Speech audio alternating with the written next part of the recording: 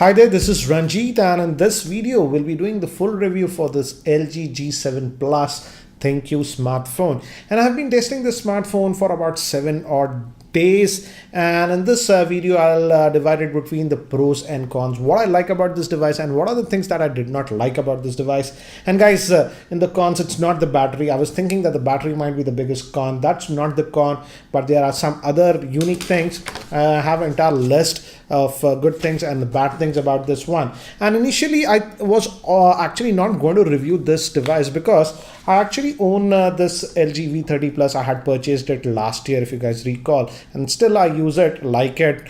And the price of this one, as still in India, is about 40,000. So I thought if they launch this LG G7 Plus, it'll be priced around 50 or 55,000. But they have priced it in India for 40,000, and we are getting the higher end variant in India that comes with 6 gigabytes of RAM and 128 gigabytes of storage. So I was surprised, hence I decided to actually test this out. So before we proceed, here are the specs for the LG G7 Plus. As you can see, it's having a 6.1 inch Quad HD Plus screen, and it comes with this dual camera setup. And the Indian variant actually comes with 6 gigabytes of RAM and 128 gigabytes of internal storage, and other specs are on the screen for your reference. So let's quickly divide it between the pros and cons. First, let me talk about what are the things that I actually liked about this device.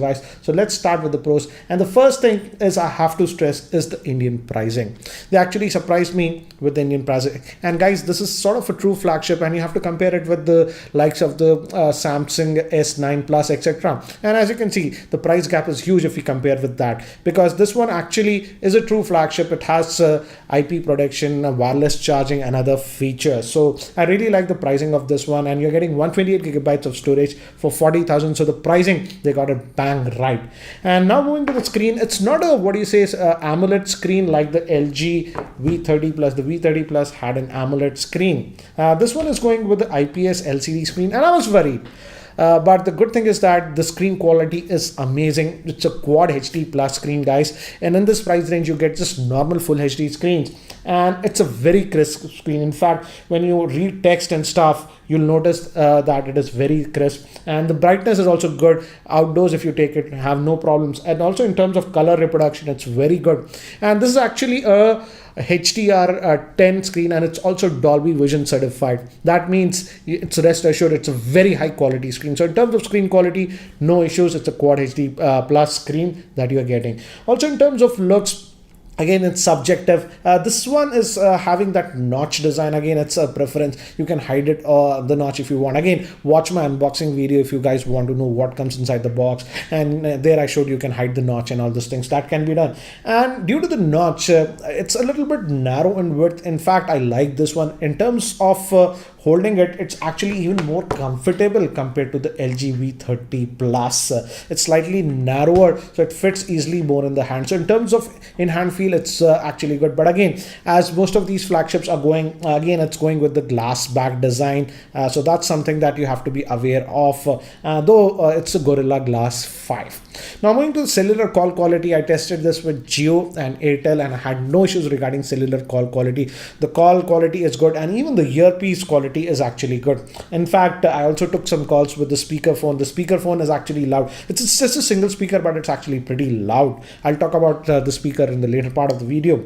And I also tested this one actually does support true dual 4G VoLTE. Moving to the speakers, again, as I mentioned, it's a single speaker. Here we have, I missed the fact that they have not provided stereo speakers, but it's actually loud. What happens is that they have an echo chamber in this, and if you just use the speaker like this, it's fine and loud. But if you place it on a desk or any hard surface, it actually bounces that, and it makes it actually very loud. It's a unique thing, and actually I put it on the desk and it's slightly vibrating my desk. So that's something. So if you want amplification, you have to actually keep it down on a desk or a hard surface, then it amplifies the sound. But I miss the fact that it does not have a stereo speaker. They should have provided a stereo speaker setup.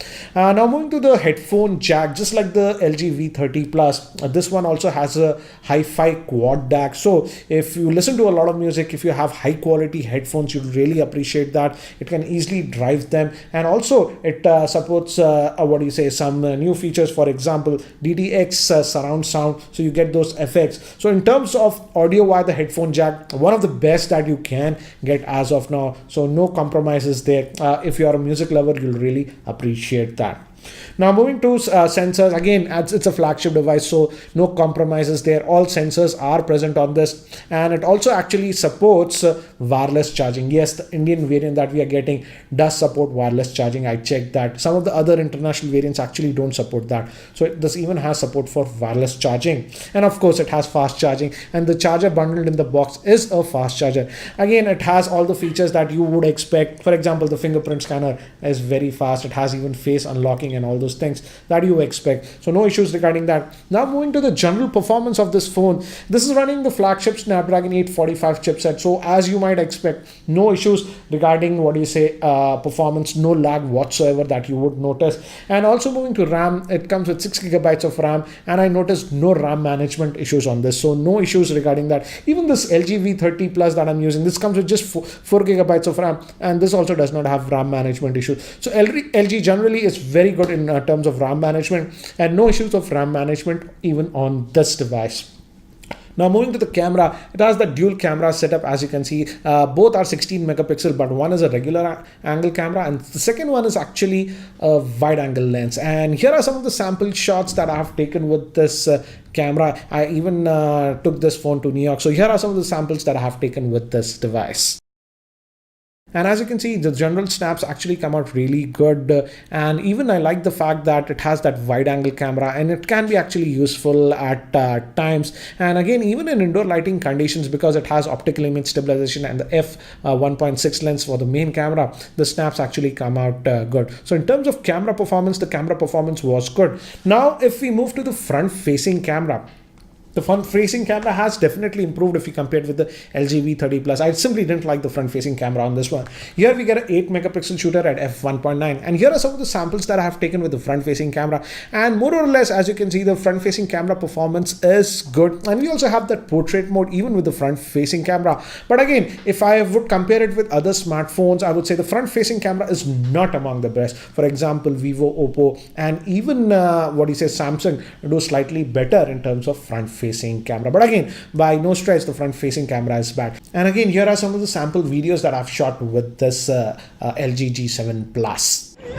Shooting this in the wide angle, but we have to actually set it prior, because within the interface you just can't jump between the normal view and the wide angle view. Now I'll shoot in the normal view around the same area, and now I'm in the normal view, and as you can see it's a lot more narrower now. But the good thing is that stabilization is there even in this mode, as you can see. So yeah, that's between the wide angle and regular, but they should have given the provision of changing it on the fly when you are shooting the video. Around this area known as Idle Line in New York, we have the Hudson River at the back, and there's a cruise actually going out there. So yeah, very nice place actually, surrounded by high rises and stuff. So guys, this sample is from the front facing camera of this LG G7 Plus, and it's overcast day guys, but the audio is being recorded via its internal microphone. And as you can see, I'm just walking around. So this is the way you'll be doing if you are shooting vlog style videos, and I feel they should have given even a wider angle lens with the front facing camera, because as you can see, if you just take a normal photograph, it's okay, but when you go into this video mode, it crops in the picture quite a bit. But yeah, this is how it will look with the front facing camera. Now moving to the battery, here I was actually very worried. It just has a 3000 milliamp hour battery, and I thought when I got this device, what a disaster LG is doing. But I'm surprised that the battery life actually holds well, and this is simultaneously testing with 2 SIM cards, not a single SIM card, and it can easily last for a full working day for most users, I would say. But again, if you're a very heavy user, yes, you might have to top it up in the evenings. In terms of screen on time, I would say you can get about 4 to 4.5 hours hours of screen on time, which is typical with most of the flagships that I've tested. Even the S9 Plus was giving me around that one, and even the OnePlus 6 was giving me about 4.5 to about 5 hours of screen on time. So in that aspect, yes, it's like that. It'll last for a typical working day, but if you're a heavy user, you might have to top it up in the evenings. And one thing I like with this device is if you're sort of a casual user, for example, as you can see in the screenshots, it's around 1.5 days on standby. This is with 2 SIMs, and it was only on mobile data. Then also it lasted for about 1.5 days and about 3 odd hours of screen on time with about 50 minutes of calls. So in terms of battery life, it's not as bad as I thought, but you have to charge it every day. So these were the good things about this device. Now let's move to the cons. And man, LG, this is typical LG. Anyways, as they are pushing this out as a multimedia centric device, and the audio is a high priority, you have the quad DAC and everything. I don't know why LG opted for just a single speaker. Yes, it's loud, I don't have a problem with that, but you simply don't get that experience. If they should have given a speaker even in the earpiece, because most of the other flagships like the S9 Plus, even now the Note 9, etc., give that dual speaker, and you get a lot more immersive experience. Also, I do not like the fact that just like the S9 Plus, Note, etc., they have now given this extra button underneath the volume controller, and it launches the Google Assistant by default. That's a good thing. No Bixby or stuff like that they are trying to push. But I have accidentally hit this button quite a few times in my usage, and I simply do not like that. They should have just omitted this one. So personally, I just don't like that additional button that they have given. And lastly, this is the main problem that I'm having with LG phones. It's the UI that they have. It's a very cartoony UI, very outdated it looks. Even if you go in the menus, it's a convoluted system. You have panes and panes of options. You have tons of options. You can do everything and customize it, but just the layout and everything is just very cumbersome and looks very outdated. I'm personally not a big fan of this. It does not lag, but again, I don't like the UI interface of this one. And lastly, this is the biggest problem that I have with LG phones is in terms of Android updates. They are dog slow in this one. For example, this LG V30 just got the Android Oreo update just last month, that is in July. Whereas now in the next couple of months, in 2-3 months, we'll be getting the Android P. Yes, LG will eventually upgrade this to Android P, but when is a big question. I don't expect it to come in 2018. It might come in the middle of 2019. So in that aspect, LG is very, very slow. In fact, even on this device, as you can see from the screenshot, it's currently running on Android version 8.0, whereas most of the other Android phones that are coming are already running on 8.1. So in terms of Android updates, LG is very, very slow. Now moving to another thing is that, yes, it supports VoLTE and Jio works perfectly with it, but other bands of VoLTE for providers like Airtel, Vodafone, yes, I know they haven't rolled it out completely. It's sort of beta testing. As of now, it does not support that. So again, in terms of updates, that's the biggest problem that I have with LG devices is in terms of software updates, they are very, very slow. And I hope they change this, because now finally LG has got the pricing right in India, and at this price point I would say it is definitely much better than some of the other options like the Honor or the OnePlus, because this is sort of a true flagship that you're getting. For example, it has premium features like Quad HD Plus screen with Dolby Vision and HDR Plus. We also get IP68 certification. That means it is water resistant and dust resistant. Yes, I dipped this phone in water when I was in New York. It got completely drenched, and I even dipped this in water and it works perfectly fine. So we have that, and also it supports wireless charging, which we generally do not find in most of the other phones in this price range. So in terms of pricing, they have got it right. And the good thing is that in India, we are getting the 6GB variant that comes with 128GB of storage. So in terms of pricing and features, I'm very happy with this phone. But in terms of software update, it's a big question mark. Yes, this phone will also get updated eventually,